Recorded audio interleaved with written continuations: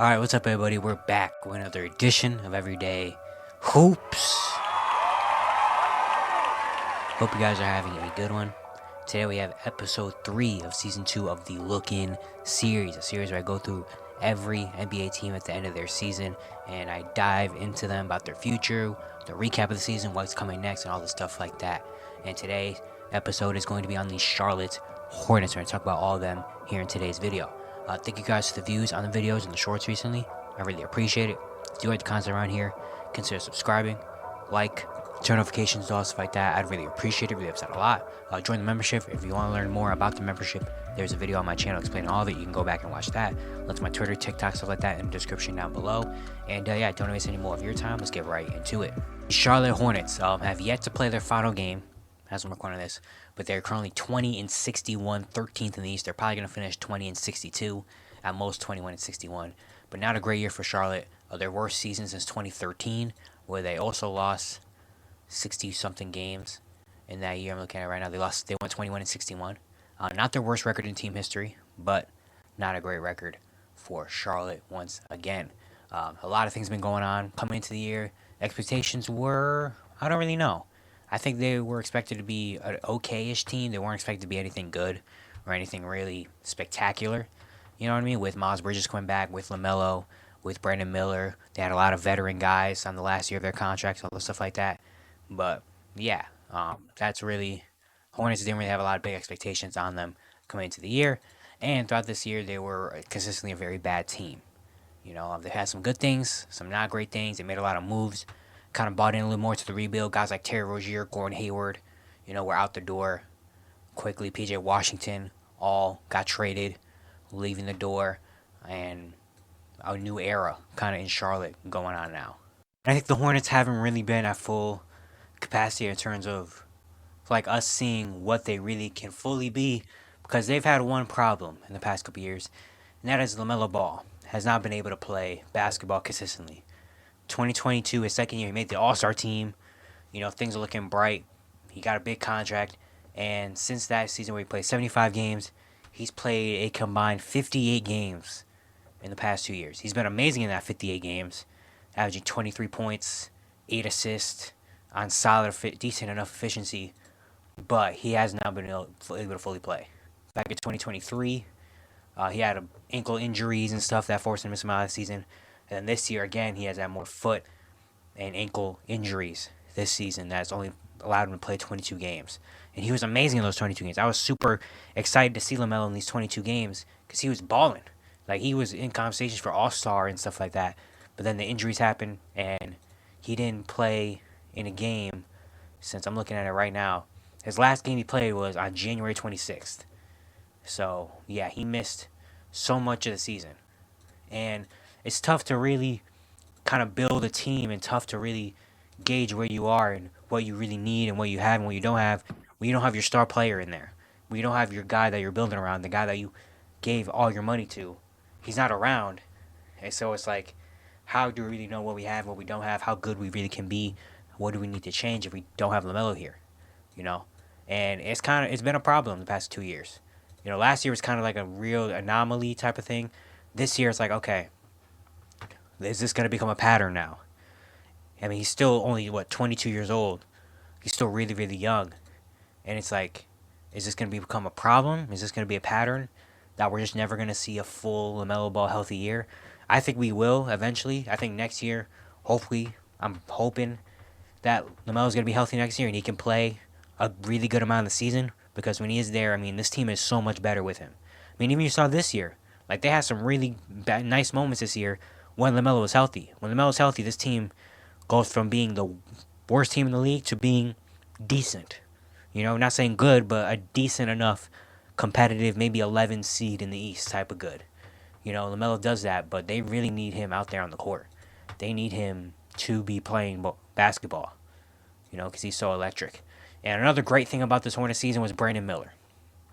Their third overall pick. There's a lot of talk going into the draft, preseason, the summer league, that did the Hornets make the right choice of getting Brandon Miller? Now, of course, it was really a race for number 2 of Scoot Henderson and Brandon Miller, who is the number 2 prospect. And the Hornets went with Brandon Miller over Scoot Henderson. And a lot of people kind of criticized them for it. We're kind of like, how do you not take Scoot? If Momi wasn't here, Scoot would have been the automatic number one overall pick. He's the best talent. Him and LaMelo pairing that guard team together. Brandon Miller is more of a shooter. All this type of stuff. But Brandon Miller had a really, really good rookie season. Like, he's, for me, top 3 rookie of the year. Top 3 rookie this year. You know? Like, this year he averaged 17, 4, and 2. He shot 44, 37, 82 shooting splits. Played in 74 games. Like, he had some big moments. Was really, really good. Showed the shot-making ability, the creation ability. Even some defensive style. And I love the aggressiveness he played with. Like, he looked like he cared. You know, he looked like he cared about this team and wants the big moments and wants to make this team good again. Just has it all. Brandon Miller does. And that's something the Hornets have not really had since LaMelo Ball. Like, they have not really had... Hornets don't have talents like that. Like, looking talent for talent, just looking at rosters and the entirety of the NBA, the Hornets are, if not last, one of the last teams in terms of just overall talent. And so getting a guy like Brandon Miller and seeing how he played this rookie year... Brandon Miller might be the future of the Charlotte Hornets. Like, LaMelo Ball's a star. He's really good. Brandon Miller's right there, too. Brandon Miller and LaMelo Ball, the future of the Hornets. And Brandon Miller has shown it. And if LaMelo can't stay healthy, then Brandon Miller might take over as the 1A on this Hornets team. Like, I really love Brandon Miller's game. I love what he did this rookie year. And I think he's got all the potential in the world. Like, he's got all the potential to be a future star in this league, which is something the Hornets have not really had that often. And is a talent that the Hornets haven't probably ever had. Like, Brandon Miller is really that good. So to see him come out, have this rookie season, open a lot of people's eyes, open my eyes, and now it's like, dang, I like the Hornets' future a little bit better now with Brandon Miller. You know? You also have Miles Bridges around. We're going to talk about him a little bit more in a second. But after LaMelo injuries and Brandon Miller, there's not really that much to hold on to with this team.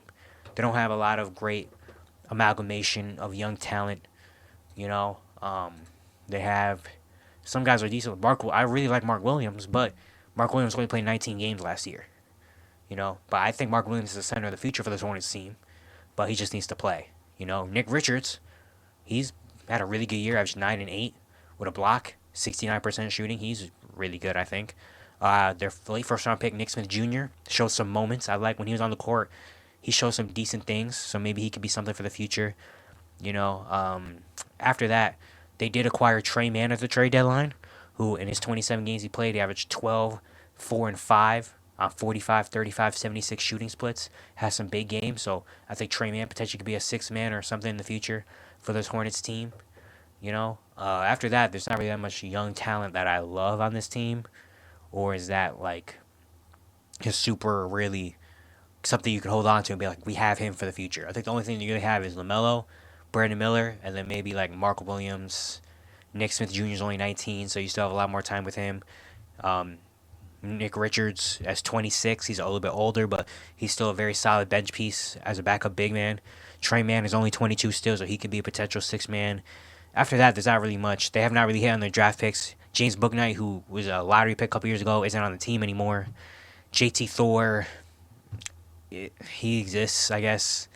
You know, they brought in Poku, at 22, and he is something. I don't really know where he is right now.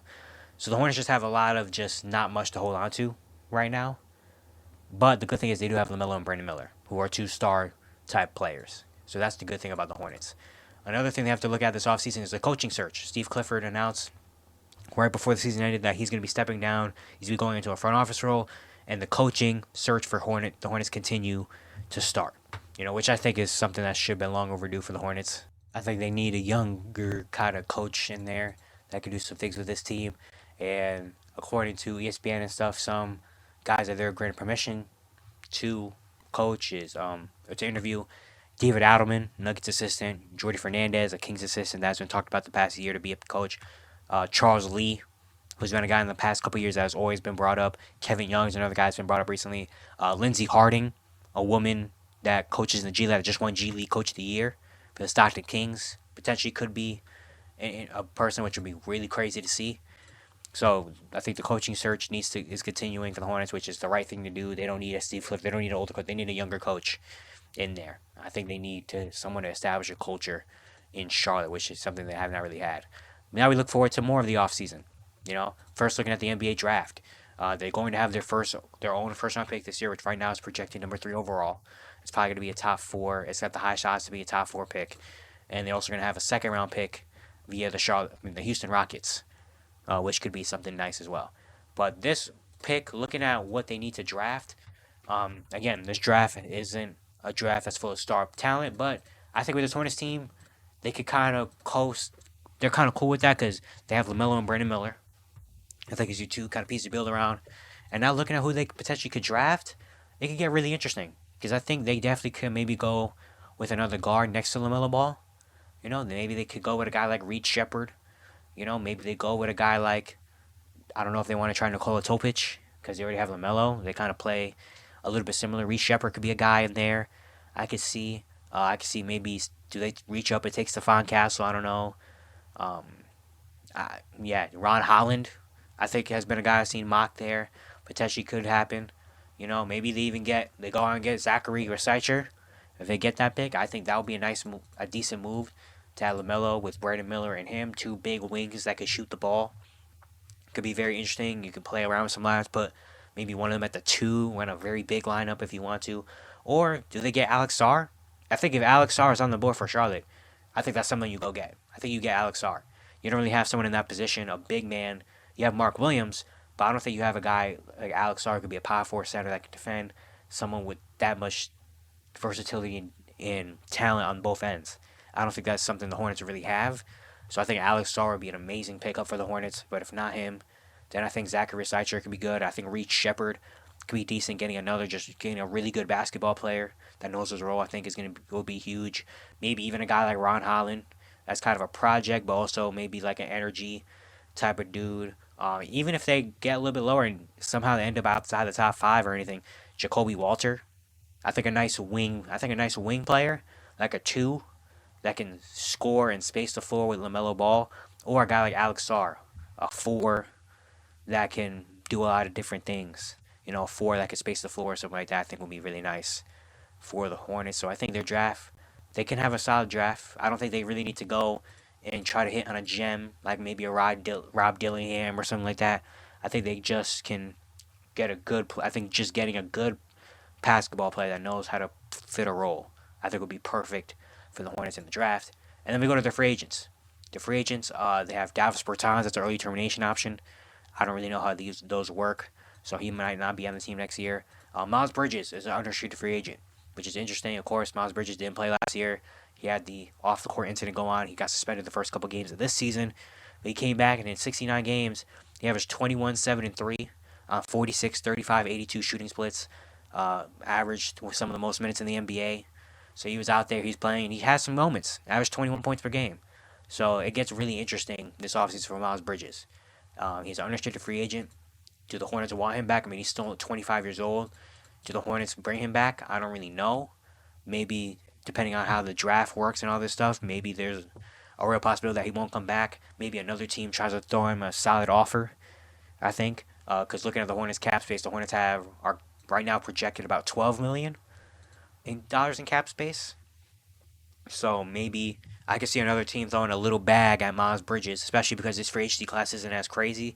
So maybe people be like, you know what, Miles, he's still 25.